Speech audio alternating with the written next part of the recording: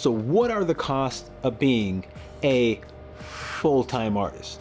Super dramatic, right? You can find a lot of successful artists online, but what does it take to sustain that success? So yes, you can come and check out the behind the scenes of my Quickbooks because my accountant says that is the best platform to have. We're behind the scenes looking at my Quickbooks, and if you don't know Quickbooks, it is basically an accounting software I think a lot of artists should really look into. But this is my Quickbooks right here. We're gonna look at the first 3 quarters, so that's gonna be 9 months of the year, the first 9 months of 2023, and these are real numbers. So it's not the YouTube fake click bait sort of, I made $1 million, this is something you can do too. No, these are real numbers. This is how much I brought in. This is how much they will take from me. This is my profit and loss statement. So basically everything I brought in is the income, and everything that they took out is the expenses, and then what's left over at the end. But you can see in the income, we're gonna break it down by category, like design services. That's basically me just doing design work. For instance, Red Rocks, our sort of amphitheater in Denver, asked me to do ticket stub design. So I did a design for them earlier in the year. I think it was around January too. So that was like super early. So that's like in design services. I have like DIA sculpture. So that one, I'm working on a sculpture for the Denver International Airport. So basically that's income that I'm bringing in whenever I sort of finish a stage with the city and the airport. When it comes to designing that sculpture, they give me a check. That check comes in, but you'll find out it goes right back out. But that's like one of the line items that I have just to make sure I break everything out to know what the check is about. eBay income, things that I sell on eBay. So like the poly tab, it's a material that you can paint on, adhere to a wall, and basically you're able to do like a mural in your studio, adhere to the wall, and it's permanent. You can do indoors and outdoors, but I sell that raw material. So that is the eBay income, Etsy income. The grant income is interesting because not a lot of artists utilize grants. So grants are basically sort of like organizations, businesses that have some sort of mission or goal that align with your mission or goals when it comes to like arts or whatever you do. And you can apply for those grants that they give away. Basically, it's almost free money. You just got to apply for it. And I got a grant to do a mobile gallery, basically purchasing a cargo trailer and converting it into a mobile gallery. So they gave me about $15,000. They allocated only $13,500 for right now. And then once I finish everything, that's when I can get the other part of that income from the grant. Honorarium, that is a lot of like speaking engagements. So like this year I went to Tennessee to do like a speaking engagement, a keynote speech for Maker City.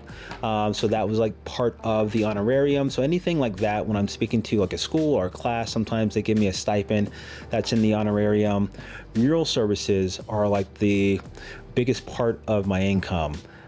Sometimes it's half, sometimes it's a little less than half, but it's a large part of my income. As you can see, that's about $107,000. So refunds and allowances, that is basically me overpaying last year when it came to taxes. Basically, sometimes I can overpay because I don't know exactly how much I'm gonna make this year or next year or whatever. So I estimate from previous years and then basically just pay into the IRS and the state, and sometimes I overpay, I pay too much taxes, and then I'm able to get something back. Royalties and licensing, when I do a piece of artwork and a company wants to use that image for whatever, and I can license them the actual painting or the actual image of the painting or image of the design, whatever. But this right here is also the book that I put out, Be the Artist. You can get that on Amazon and on my website as well. But that is basically the publishing company paying me for the royalties from the book sales. So the next one is sales and sales of product income. That is basically me selling prints of my work online, or me selling a commission piece, or sometimes me selling the poly tab, but on my own website. So that is basically when I have income from sometimes a physical item, that is where I sort of categorize it right there. And then YouTube channel income, basically I get about 200 to 250 per month when it comes to YouTube. So I throw that in there, which is really great because that can pay part of the rent that I have to pay for as well. But then you can kind of see that I have basically $217,000 worth of income coming into my practice so far this year. It sounds good, but when we go down to the expenses, this is where we see things come out. So it's kind of like a bucket where it's like you have holes in the bucket. You can pour as much water as you want into the bucket, but if you have a ton of holes poked into that bucket, all that water is going to go right back out. So you can kind of see the expenses and what are those different holes that are sort of taking away from that income. So our consultant manager, basically I have someone working for me to manage my airport project, the sculpture that I'm going to put in the airport. They get a cut of the income coming in from the checks coming in from the airport for that project. So that's what they get. And sometimes they will work on application stuff for me. So our consultant manager, that's their cut so far. So then bank charges. Bank charges are basically, if I have to do a wire transfer or it's a credit card that has an annual fee. So basically it's super low, but it's something I do have to account for. DIA sculpture project, like I was talking about earlier, that check comes in of 45 and then it goes right back out when it comes to the art consultant and DIA sculpture project. I have a fabricator working on that project. So when a check comes in, I basically have to pay that fabricator most of that check. So that is where this line item is just talking about that whole thing. Dues and subscription, the next one. That's sort of like a Adobe Creative Suite or a subscription to an app that I use on my phone, things like that, about $1,500 worth of dues and subscriptions. eBay sales and commissions, so whenever I sell something on eBay, like the polytab material, eBay takes a cut, that's where that goes. Equipment rental, I didn't do that much. I had my clients do most of the equipment rental when it comes to renting a boom lift for a project, so I didn't have that much. Etsy commissions from sales, super low. Again, same thing as eBay. Grant expenses. So the grant that comes in, that income that comes in, I have it in sort of like a pot where basically I have that $15,000 or the $13,500. And then when I have expenses related to that grant money and what I applied for, I take it out of grant expenses. So that's the line item right there. So you can kind of see up here, the grant income was $13,500 and I spent almost about $10,000 worth of that grant money that I got. Healthcare expenses, basically, that's me paying for my health insurance. I have Obamacare, and then I have the dental insurance with Dental Delta. And then I have insurance. So this first insurance is basically like professional liability, my renter's insurance, my heavy duty equipment rental insurance as well. I also have a few other sort of little insurance things. And then the bottom one is the general liability insurance. I broke them out differently, mainly because this top one, I only needed a lot of that stuff for the project that I'm working on at the airport, mainly because to work at some of these airports and with the city, it's required that you have certain types of insurance, especially for sculpture work. But once I'm finished with that project, I can sometimes get rid of that. So I'll have this for a couple of years and then I'll go back to my basic general liability insurance. Legal and professional fees, that is my accountant. I love my accountant. He keeps things super simple. He has access to this behind the scenes, and so he basically prepares my tax documents every quarter, and he does my annual taxes for my business and my personal as well.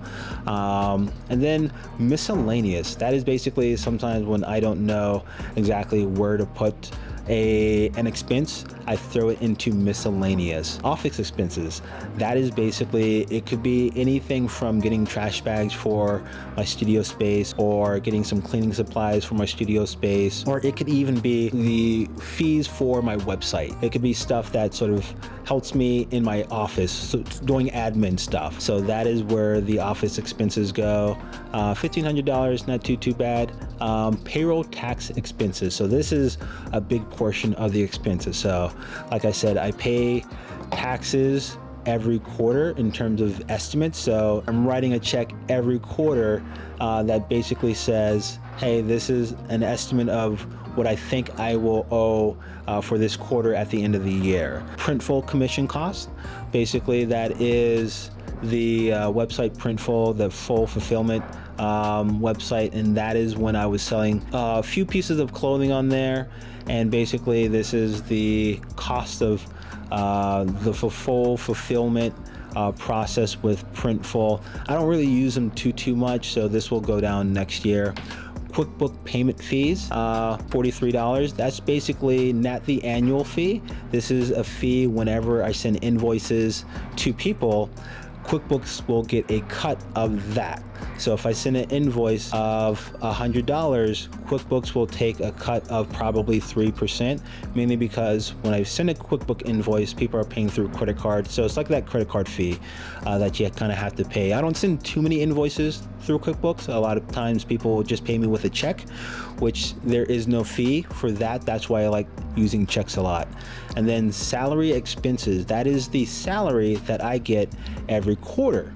So because I'm an employee of my official LLC business, I take a cut out every quarter to pay myself. So it's around $15,000. You can kind of see the total for the first 3 quarters, the first 9 months is 45. So basically just up north of 15,000 every quarter I will take out to do all my personal stuff. And then sales tax and licensing or license expense, basically the sales tax from all the physical tangible products that I sell, I have to collect taxes on that and then give that to the state or the city. So basically I have an account with the state and the city where basically I have to pay into that sales tax whenever I collect sales tax. So sort of like it just goes through me to the state and city. Shipping and delivery expense. So whenever I sell something, I have to ship it. So like the polytab material. So I do a lot of that, especially through Shopify. And this Shopify is basically the annual fee plus the fee when it comes to selling on Shopify. Basically, whenever I make a sale, they'll take a cut of the sales as well on top of the annual fee. But the website and everything works so well that I don't mind that cut because I do make a lot on my Shopify. Small equipment. So small equipment is basically not too costly. It's like less than $1,000. I would say even less than $500. I will put in small equipment. So I had to buy new equipment because some of my equipment got stolen. So I had to buy new drills and saws and sanders and stuff like that. I went to Harbor Freight, which is like super affordable. Stationery and printing. Printing is basically me having a full fulfillment shop through my friends who will see my orders in terms of when people buy prints. They will do the printing, the packaging, the shipping of that, and then they send me an invoice for all of that. So basically that is the amount of money I paid to them to basically print and ship a lot of my sort of artwork. And then subcontractors, whenever I have a project, sometimes I need extra help. Maybe it's hiring someone to do the video work for me because my hands will be full, or hiring someone to do sort of the tech side of an art project. Anything more than $600 that I have to pay to someone, I have to make sure that I document that as well. And then supplies, which is a large portion. That is basically me going to Home Depot, the art shop, getting supplies for this, that, the other, getting filament for my 3D printers on Amazon. All that will go into supplies right here. Like I said, that's a lot of Amazon, a lot of Home Depot, a lot of what would be just like art shops around Denver. Meininger's, Gyrie's is a local shop, Dick Blick, that right there. So supplies is a good chunk, and then travel. That's the last thing. So, I recently went to Santiago, Chile. It was like a networking sort of event with the Biennials of Americas. So when I buy my ticket, it goes in there. If I buy a ticket to do a job in any other place, put that in travel expenses. So I know exactly how much I'm spending on travel or hotels, things like that. So you can see that basically almost totals $180,000, $37,000 left. So I brought in a good chunk almost $250,000 into my practice, but it took, just under $200,000 to actually run everything. So that is something that I think a lot of times people just don't see behind the scenes. They see the money coming in, but they don't tell you about the money going out. And just a quick note that I don't have rent on here. Rent is something that I pay annually every year at the end of the year, and that's probably going to be around $7,000 because I also throw in the storage that I have as well into that sort of category.